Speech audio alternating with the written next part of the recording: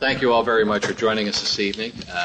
My name is Steve McMenamin. I think you know why we're all here. I'm not going to go into a long explanation of why we're here. This is our third series in contemporary philanthropy, and tonight I think we've got someone who's very, very different from both perspectives, one from the ground floor and the other perspective from 30,000 feet. So without any further ado, I'd like to introduce Bill Jarvis. Bill is the programming director nowadays for the Common Fund Institute. The Common Fund is our old friend, and Bill has joined John Griswold, and they're doing very, very good work there. Doing their best.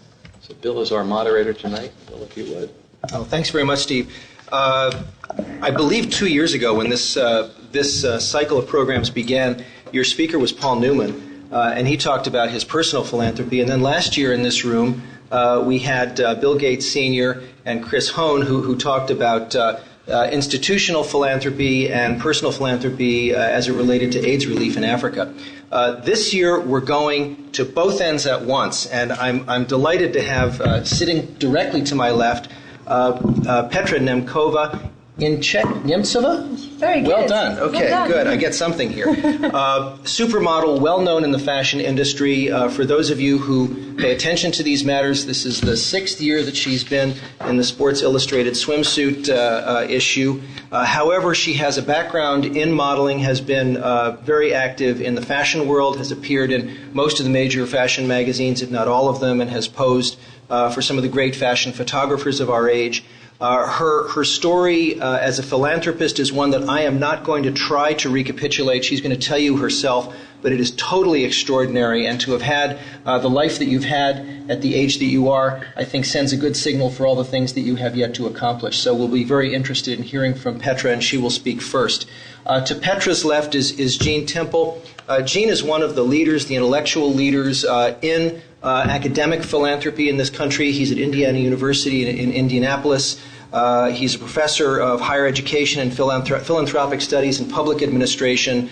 And his career in studying not only administration but fundraising and giving in the philanthropic sector spans publications, lectures, speaking, books, consulting, and I think Gene is going to be able to put onto our discussion this evening the more structured view of what's going on in this country. So I'd like to hand it over to Petra. She will speak first, and then Gene will speak first, and then maybe we'll open it up to all of you and have a good discussion. So please, Petra. Thank you very much. Good evening, everyone. Really, I'm very thankful that you have me here tonight. And special thanks, I don't know even if he's here, Jeff Durand. Jeff is with his wife celebrating German Christmas. Oh, okay. Well, special thanks to Jeff Durand. 2 years ago, as you said, you had here some small actor, Paul Newman or something like that. And last year, some older man, Bill Gates. And this year, the cherry on the cake, a model, on top of it, blonde. Interesting. No, honestly, I feel very, very honored to be here tonight.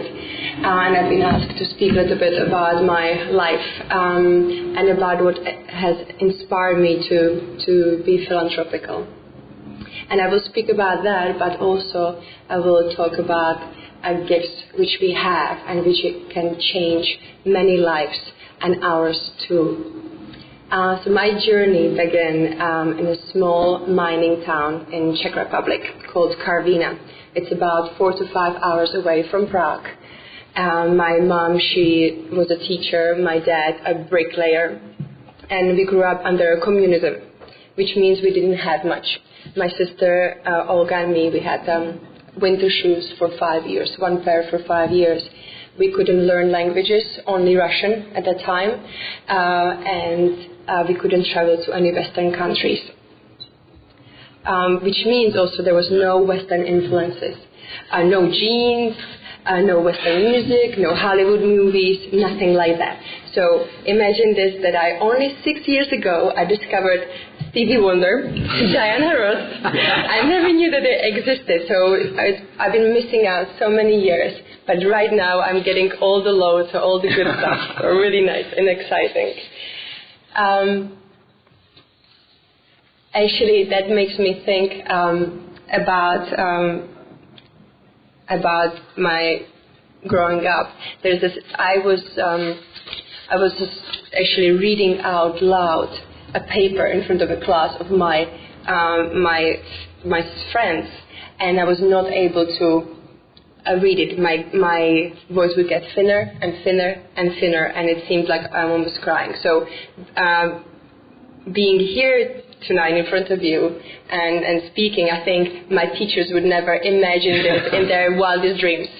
So it's just that something came to my mind.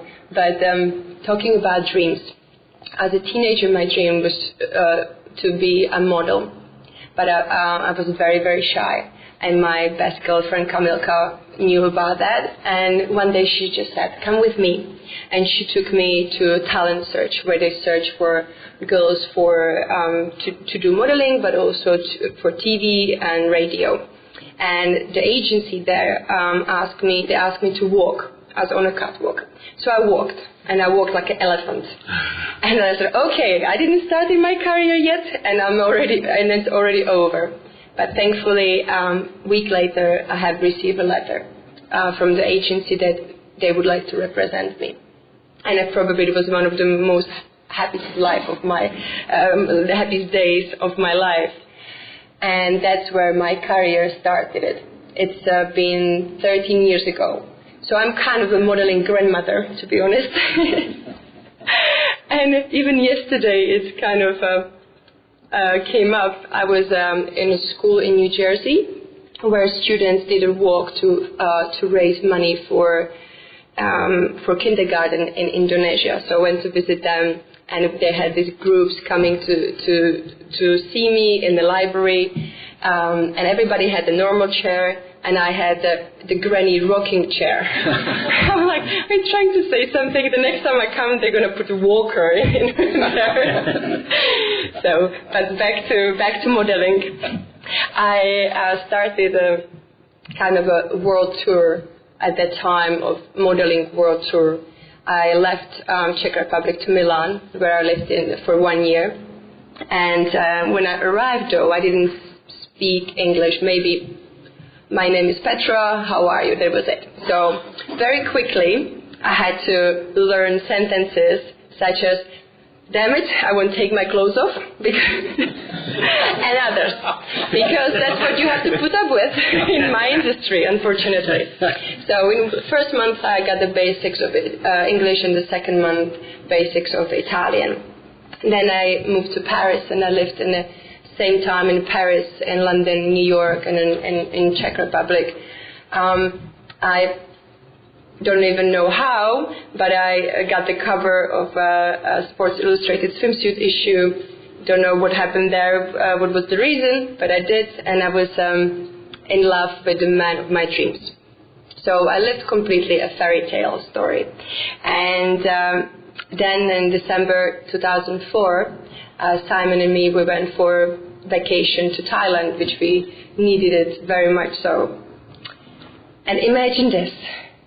You are packing, or I was packing, we were both packing, and we were about to leave in 2 hours' time, go back home. And suddenly I've heard people screaming, so I look up, and I saw people running frantically from side to side, and in a split of seconds, a big killer wave came and broke the windows, and the whole bungalow on the beach started to collapse. And in no time, the water swept us out of the broken balcony, and it was the last time I saw Simon. I was able to catch a roof, and don't know if it was a good idea. I did caught the roof, but I got stuck, and the pressure of water with the debris of wood and doors started to break my pelvis, and it broke it 4 times. I was able to,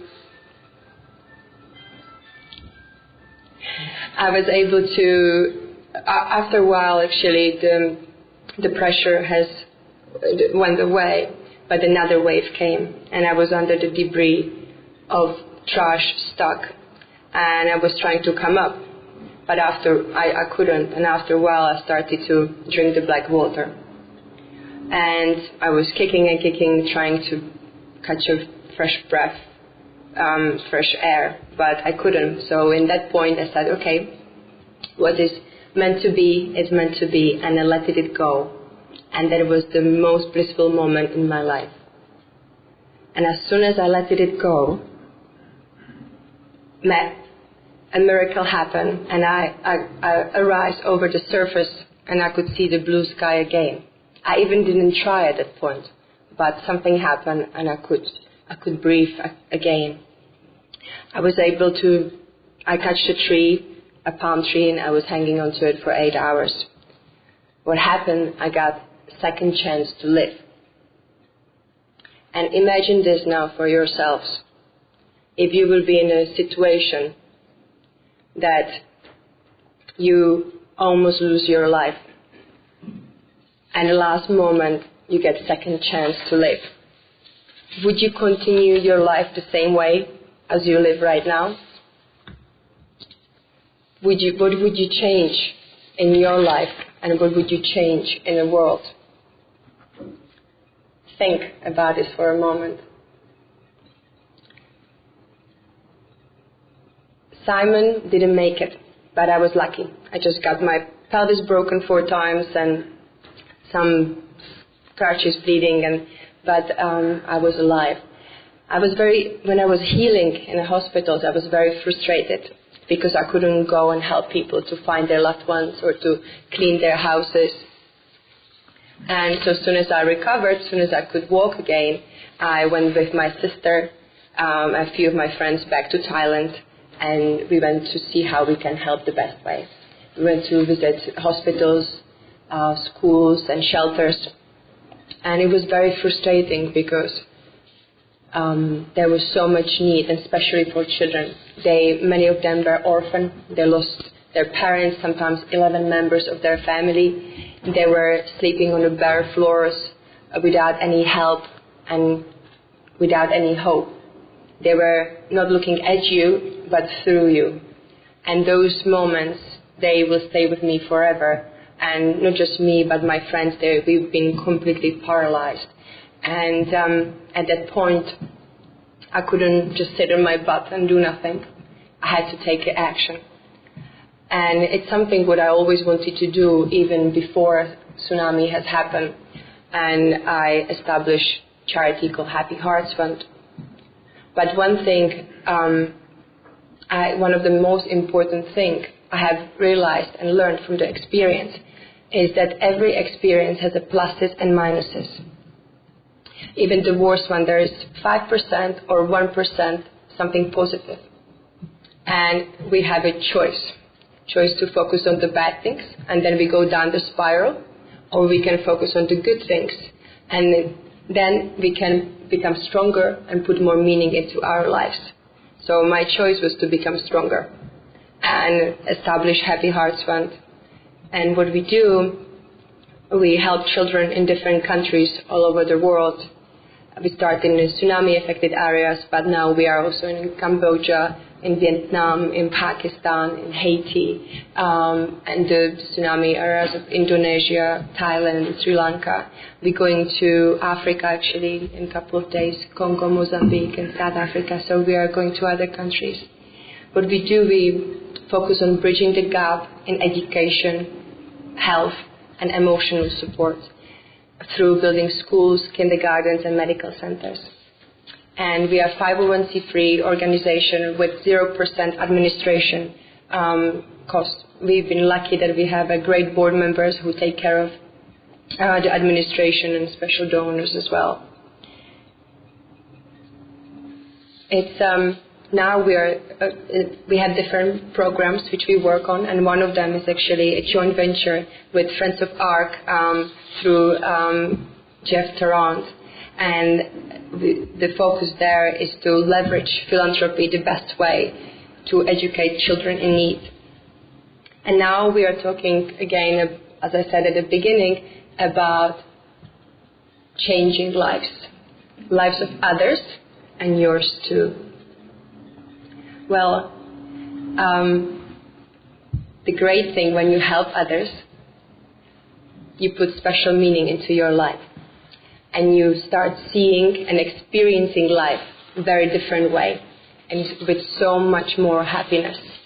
You can't even imagine until you experience it.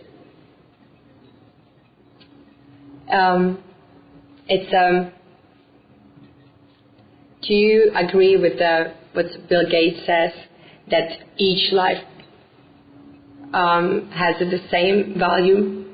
I do. And I think all of us here in this room, we've been very, very blessed. And we have gifts, different gifts, either special talents or time or money. And all these gifts, there are tools for us. And it's up to us how we use these tools. We can use it just for ourselves, or we can use it to help others. And actually right now, in the landscape of philanthropy, is one of the most exciting times ever, because we can do everything much faster. It used to take a generation to create the changes. Now we can do it just like this. Individually or collectively, we can make strategies to create a change. And why is that? In a very fast way. And why is that? Because of the freedom to choose without a bureaucracy. So now you can make the choice, and you can make and with the choices you make, they can and actually will change the landscape of our world forever, just like this. And now, because you being here, it says a lot about you. It says that you are very socially conscious about this world, and that you create a change. And try this tonight. Try to think, imagine, and choose. Think about the gifts you have, which you could share with others. Imagine how would you change your life if you would get second chance to live, if you would do something differently. And choose a cause which is close to your heart. And the most importantly, take action. And just like this, so many lives can be changed, and especially yours. So that's my point or my view on philanthropy. It's actually, I find it very selfish, because you can help others and make them happy, but you make yourself even more happy. So this is the new selfish. Petra, thank you so much. Gene, I don't know how you're going to follow this, but I'm perfectly happy to leave it to you. So, Gene Temple. I was wondering how one could follow that, and I wish, Bill, I had said I'd go first. But let me try to incorporate some of Petra's comments into what I'm going to say.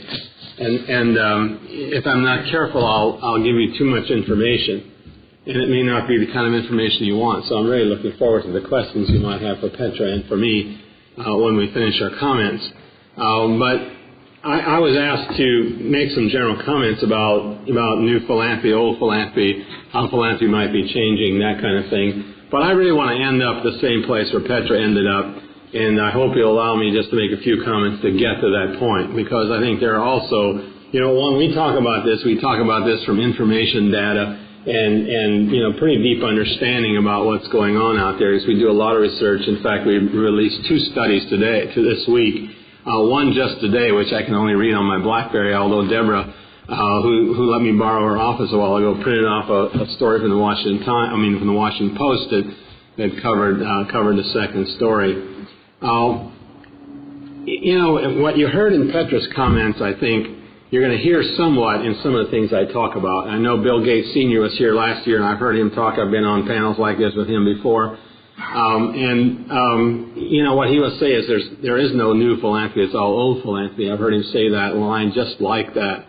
And I want to talk just a bit about Andrew Carnegie, who some of you may know as one of the magnates of this country and one of the definers of kind of institutionalized American philanthropy. But listen to what, he lived 1835 to 1919, gave away $350 million during his lifetime, the equivalent of $4.3 billion today. Not a large sum, but not bad.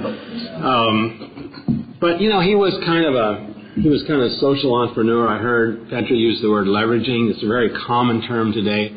Here's what he said. Almost everything that he did, required matching funds. He was leveraging. He built the Carnegie libraries. Local communities had to come up with the sustaining operating grants to keep those things going. You could find Carnegie libraries all across the country, and every place you see one, it meant that the local community got together and figured out how to fund it on an ongoing basis.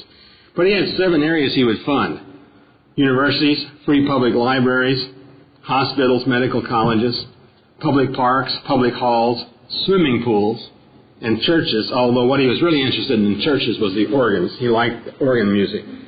And so, he kind of had the same approach that even the Gateses have in giving away their money.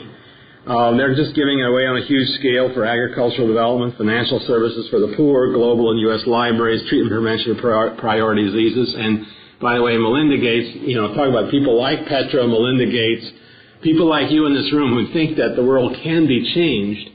She thinks that in her lifetime, with their funding, they can actually eliminate 10 of the most deadly children's diseases in the world. I mean, she actually believes that, and their work is going forward in that direction. There are some differences between old and new philanthropy, maybe. Especially philanthropy that's practiced by people who have about the same amount of hair I have and people who are younger. There are generational changes in the way people approach giving. People are giving larger gifts at younger ages. So you see first-time gifts coming at the $10, $15, $20 million level, just unheard of in a generation before. There's more strategic giving. You have people giving more money to fewer causes, choosing out your causes, as Petra said, looking to really find your passion and then following that passion into giving. Very much like Carnegie did in defining his 7 areas. There are challenge grants and leveraging. I mean, I heard Petra use the word leveraging. Figuring out how to use your money to bring others into a cause, to challenge people, to get people engaged. I was just in Deborah's office reading the article from the Greenwich paper about Ray Dalio and his decision to spend $2 million this year to publish ads in the Wall Street Journal, the New York Times, and other places to encourage people to give gifts to charity in honor of someone instead of giving them a gift that might end up in the closet. That's probably the most extreme example. Now, I'm not using extreme in the bad way here, but just like if you're looking at a spectrum of people who are leveraging, this is really leveraging. Not one of your dollars is ending up in a nonprofit organization, but you're hoping that maybe $4 million or $5 million or $6 million will end up with nonprofit organizations of different kinds, and that might be a better kind of gift than giving some trinket that would end up in a closet somewhere and not fully appreciated. And I'm going to come back to what all that means. Then there's social entrepreneurship. I asked a young man that we're trying to help set up a private foundation the other day. He said he wanted to only fund social entrepreneurs.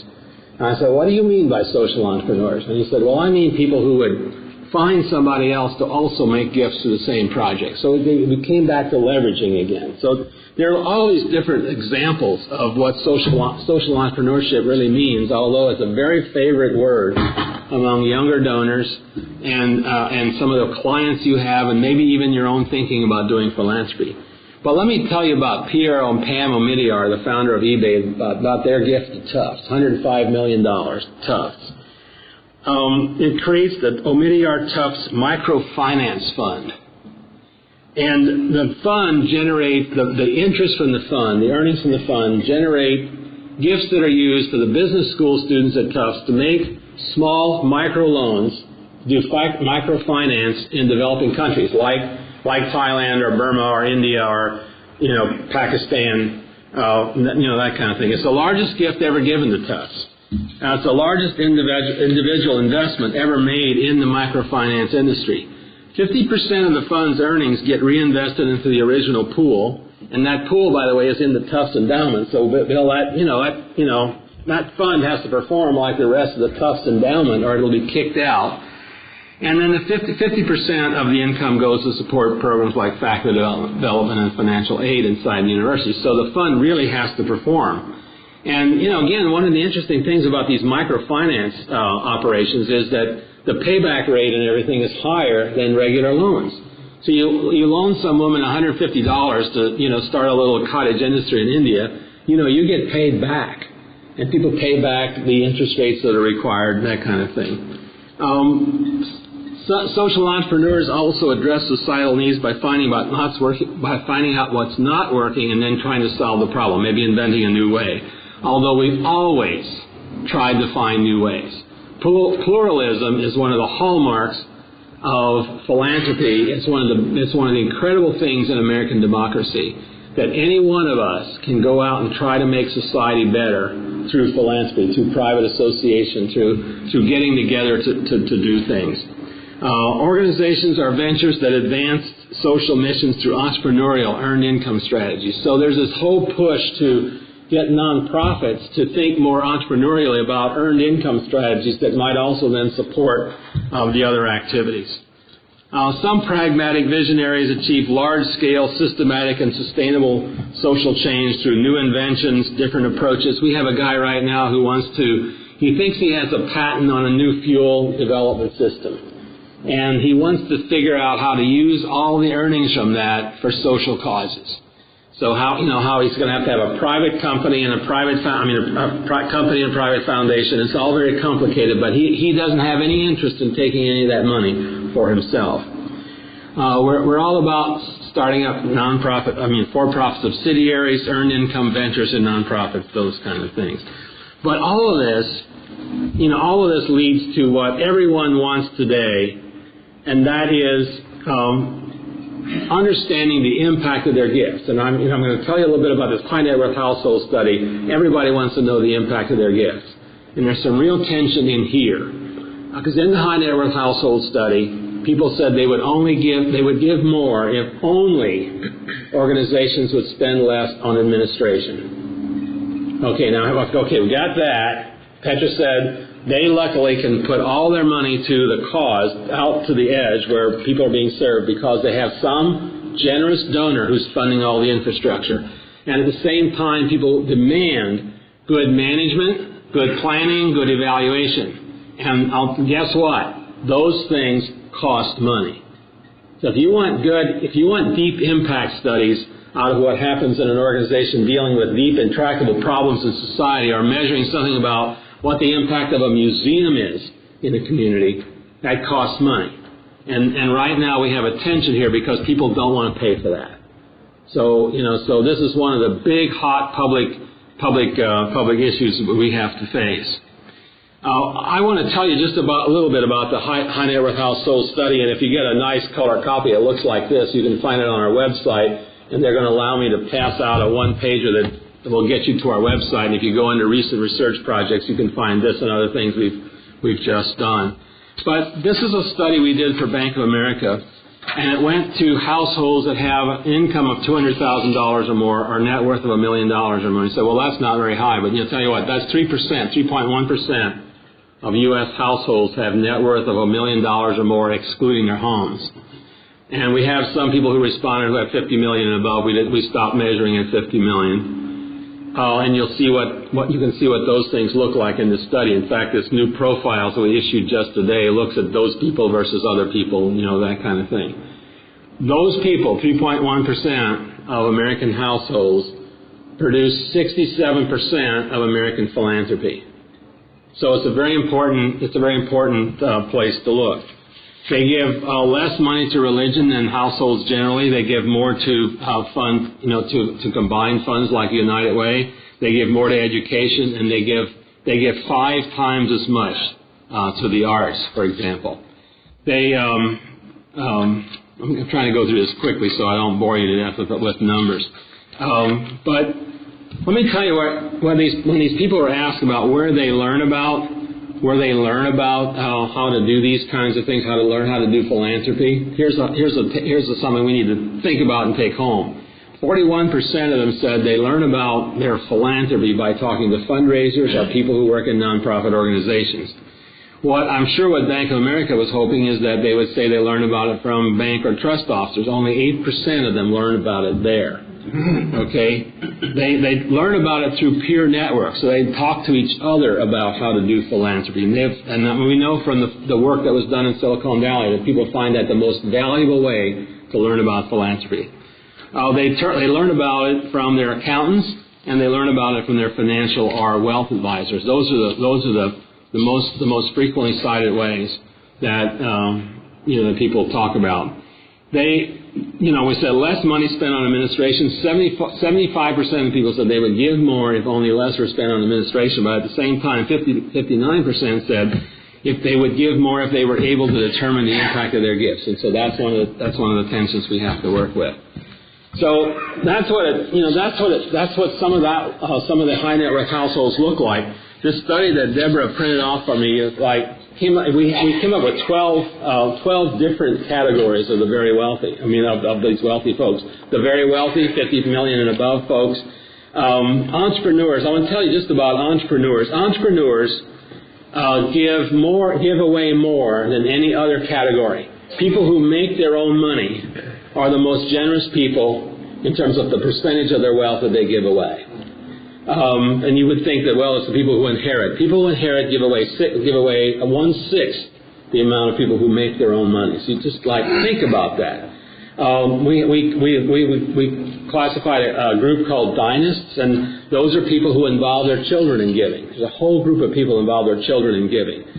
About a fourth of these people bequeath more than a fourth of their estate to charity. So wills are one of the primary ways that they give money away. But there's some research that substantiates what Petra was talking about at the end.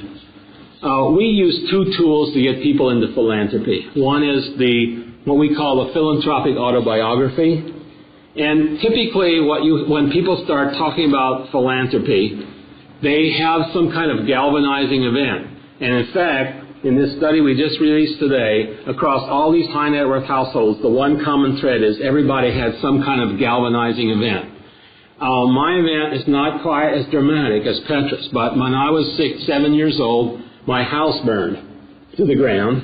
I grew up on a farm in the 19th century, by the way, so it wasn't in a mining town in Czechoslovakia, but it was pretty close to the edges of poverty.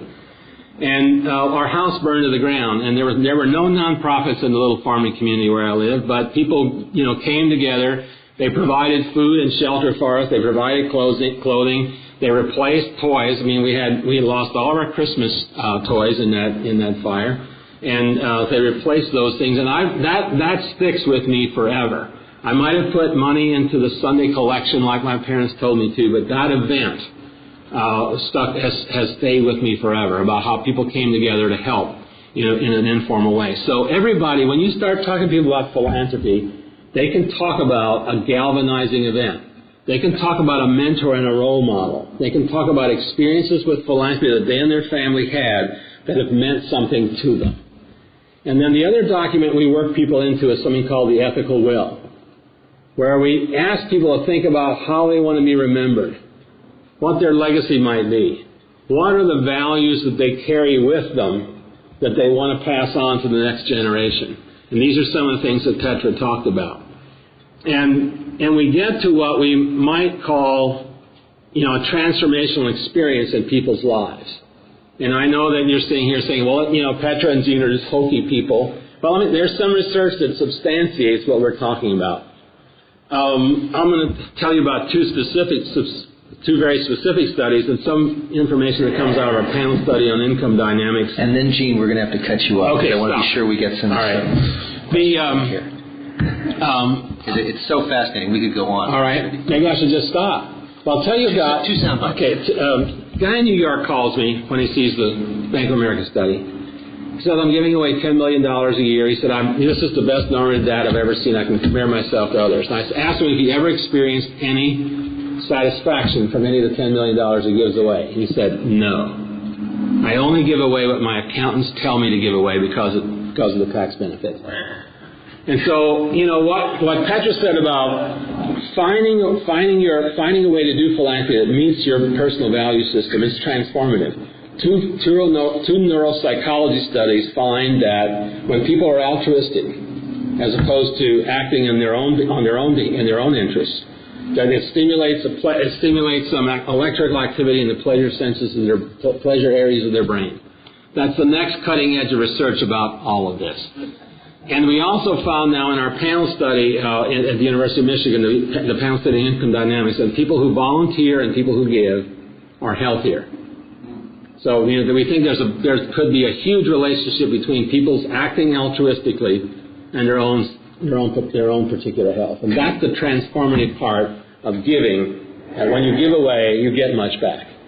Gene, that is just superb as a background. And for Gene and Petra, thank you.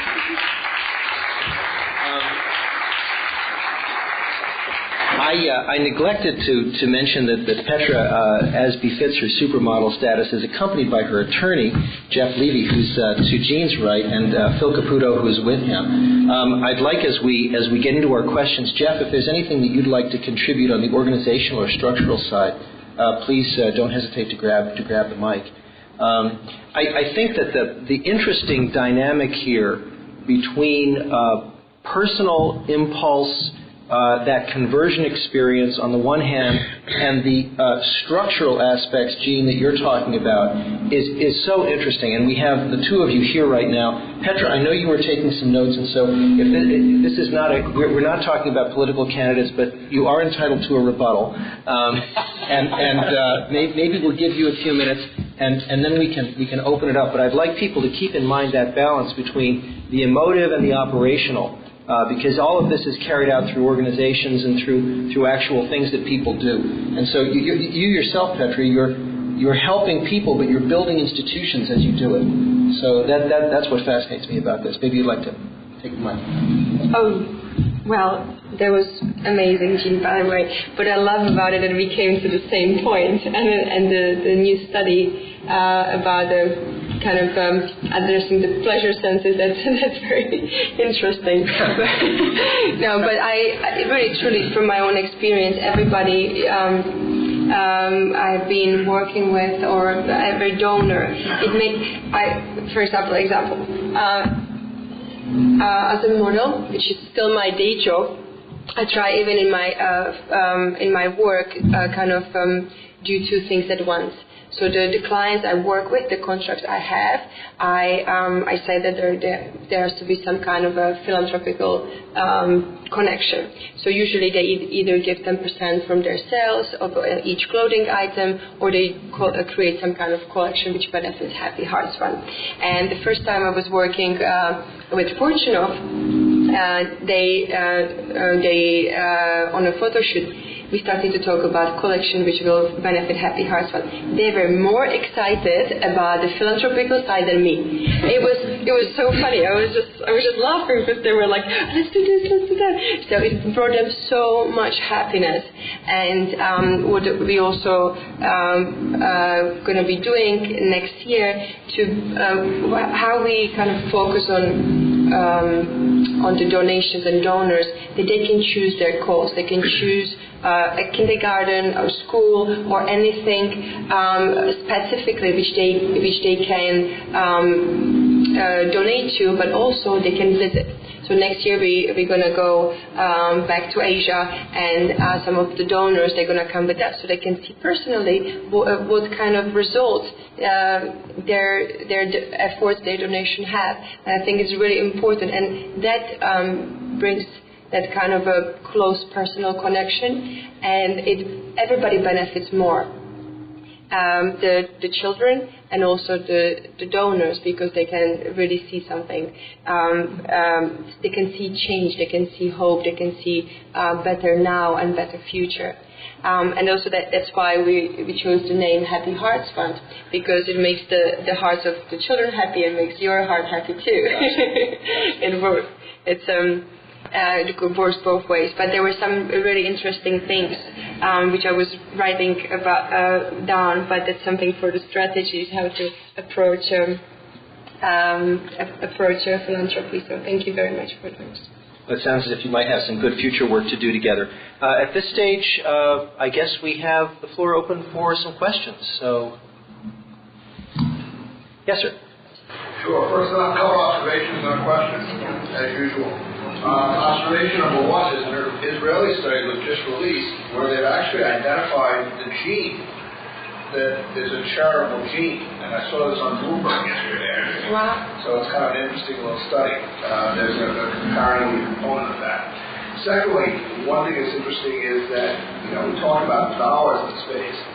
The analysis done on the volunteer hours in America that have been given to, if you quantify that, it's about $225 billion, which is about almost 90% of the $260 billion given away. So it's just not time, treasure, it's talent. But it's a long-winded way to the question. The question is, we talk about I'm reading Joel Fleischman's book. We talk about expressive philanthropy, we talk about instrumental philanthropy. We talk about charity versus philanthropy. What's happening is there's a tremendous amount of discussion on transparency in foundations, and there's a tremendous amount of discussion in Grosky and others about the subsidy, the effect of subsidy in this country, about $20 billion. I guess, Gene, maybe my question to you is as you look at this issue of transparency and subsidies, what bothers you about that? What bothers you? I mean, in discussing that issue in the field. It's a huge thing. Well, I'm a huge proponent, first of all, of transparency, and it's sometimes you're pushing a rock up a hill on that, because what you have in the nonprofit sector is you have private organizations, but they're functioning for the public good, and they have this subsidy which makes them quasi-public in effect because they have that huge tax subsidy, but I think the public is going to demand eventually transparency. And so, one of the best practices or ways to act ethically is, in fact, to make yourself as transparent as possible. And, private foundations have a difficult time with this sometimes. I mean, they, emphasize the word private, and especially newer family foundations sometimes don't understand what transparency really means. I think we've got a big education task ahead of us there. Some foundations, when they set up private foundations, and by the way, there are more and more private foundations being set up all the time. And if you look at this data from about the very wealthy, there are more private foundations where people are putting assets into private foundations. 75,000 private foundations today. There were 22,000 in 1980. So you do have this issue about how people are making those gifts, what they're doing with those money, and those kind of things. That's what got Grassley interested. How the donor-advised funds were being used, how the private foundation funds were being used, how supporting organizations were working, that kind of thing. But I think we just have to keep working at the transparency issue. People demand it. The public demands it. Congress demands it. And so I think unless we practice that way and get everybody to be as open and honest as possible about this, we're going to have some more regulation. Certainly, Gene. If I could just comment on that, one of the things that we track at Common Fund, as do you, is developments in the legislative sector. And this new IRS Form 990, the disclosure form for nonprofits that are not religious organizations, has existed for a number of years. A number of requirements have been in place for it to be filed But many nonprofits seem to have regarded it as kind of optional and would just put in name, address, and phone number and not much else.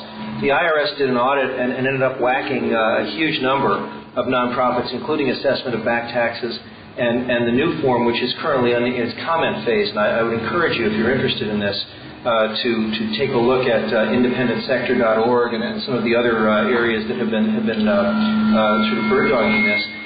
This will not be an optional form. It will be a required form, and it will have a great deal more financial and compensation detail than anything that's gone before, and it's all going to be out there on GuideStar. Yeah. So many of these organizations that have thought of themselves as being, if you will, private but public but private, are about to get a dose of scrutiny in a fairly systematic way, and this will be something that will be ongoing. And we think it's also the good in many ways, and will probably end up changing many of the practices in the sector for the better. Other questions?